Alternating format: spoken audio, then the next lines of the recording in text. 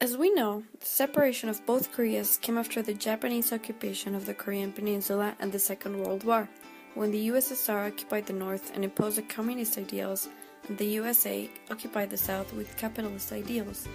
Currently, both Koreas are still divided, and North Korea has been supported by what now is Russia, and it has been developing through the years under a communist and totalitarian regime in which human rights are violated every day. On the other hand, we have South Korea, that has been supported by the US and has developed under a capitalist regime that has made it a great country in education and economic aspects. But the conflict hasn't finished yet. After the war, both sides have been having some trouble related to failed assassination attempts of South Korean leaders. Currently, it is known that North Korea has been developing nuclear weapons, and it has been criticized by many journalists and politicians of countries of the European Union and obviously the USA media. It is hard to understand the reason why North Korea is developing this kind of weapons. While the North Korean government argues that the development of nuclear weapons as an objective of defense, the US and the European Union consider illegal possession of atomic war material by North Korea.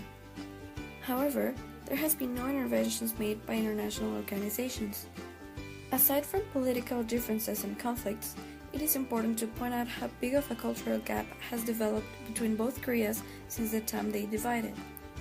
Even though they used to belong to the same country, it is evident the difference between the lifestyles of their citizens. South Korea is seen as much more liberal than North Korea. South Korean citizens have a lot more freedom, whereas the people from North Korea suffer from many violations against their rights. These include the repression of the freedom of expression. The government monitors all the information that circulates around the country. When it comes to religion, South Korea has a wider range of religious groups, whereas in North Korea, religious groups that support a different religion from the traditional are almost non-existent. The life expectancy rate in South Korea is much higher than in North Korea, as well as death rates being higher in North Korea than in South Korea. Another important difference between both countries is that South Korea is more advanced in a sense that due to its greater interaction with powerful economies like the US, they have been able to incorporate more technology into their everyday lives and industrialize the country. North Korea has a closed and centralized economy following the economic Soviet style. Thanks to the economic help given by China and the Soviet Union, North Korea could recover quickly from the Korean War. By the 60s, North Korea started to increase the labor instead of expanding it, and this resulted in an economic failure. North Korea's government has tried to recover from the economic recession by implementing structural reforms in 1998, which legalized private property and decentralized control over production. Later on, some of the reforms in 2002 led better prices and salaries, the market was expanded, and they introduced accountability and incentives.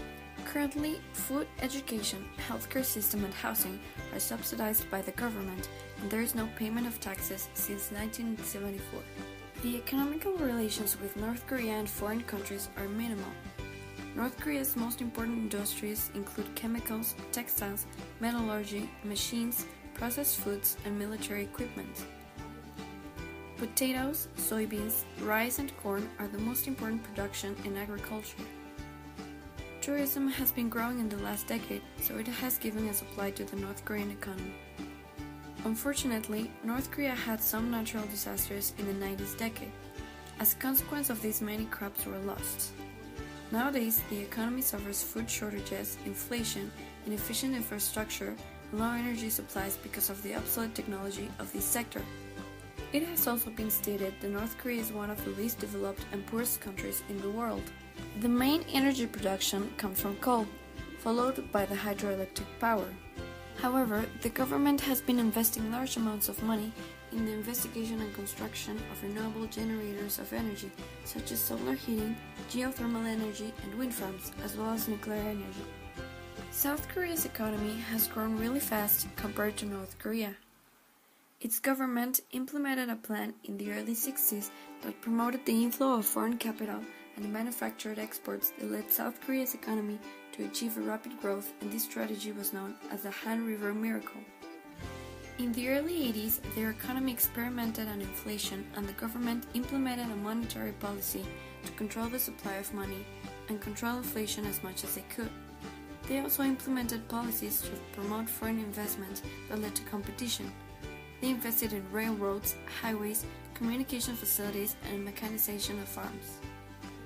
After recovering from the financial crisis in the 90s, South Korea continued having a strong economy until 2007, with the economic crisis around the world in which many countries, including South Korea, had an economic recession. But in 2010, the economy recovered, remaining as one of the strongest economies in the world.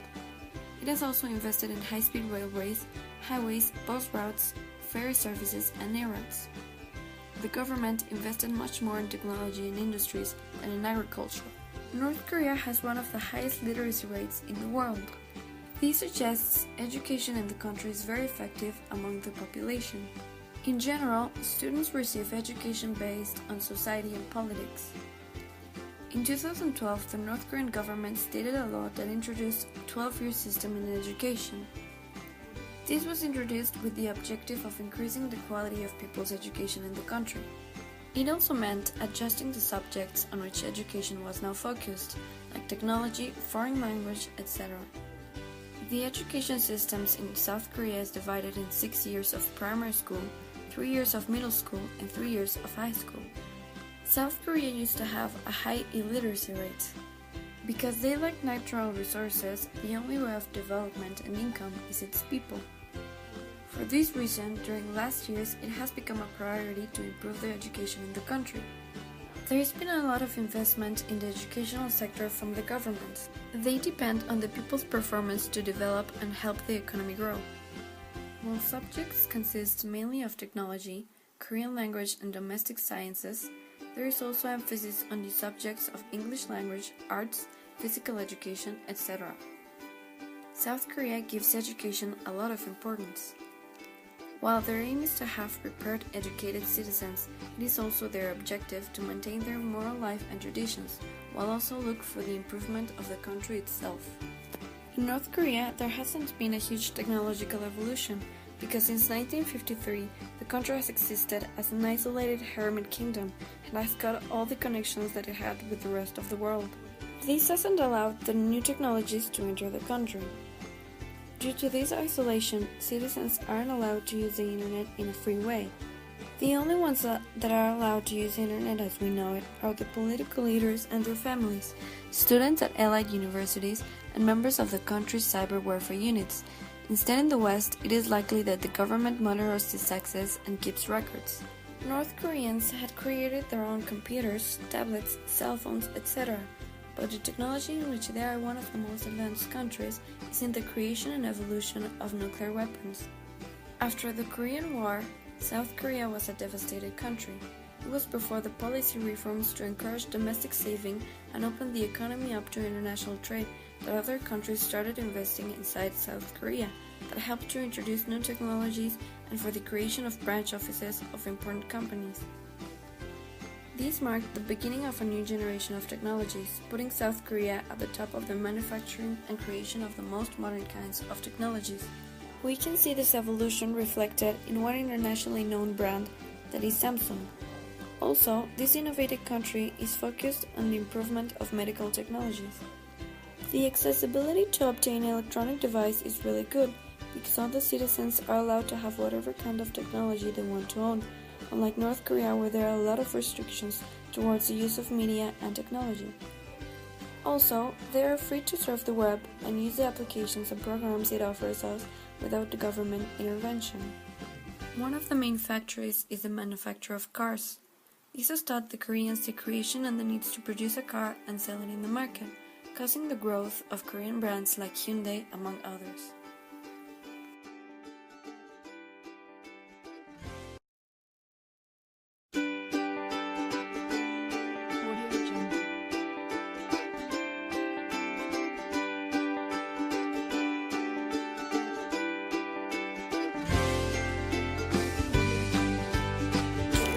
As we can see, the South has had many progress and development during the last few years after the Korean War.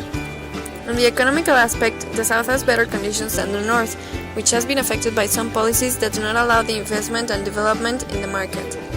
It is known that South Korea has the fastest internet connection in the world, while North Korea has very limited connection in which the users are constantly watched by the government. Politically speaking, We have in the north side a totalitarian government with a single political party that oppresses their citizens, while in the south we have a democracy in which several political parties fight against each other to get the power, in which citizens have plenty of human rights. By analyzing the technological advances, it looks like the South is better in technologies for common use, having connections with powerful economies to invest in these technologies, while the North has been investing in the military as they live every day with fear of war with the US. While citizens in the North seem faithful of their leader, the injustices being made in the country are obvious. Freedom is unknown to citizens from the North, while South Korean citizens live happy and free in their more advanced country.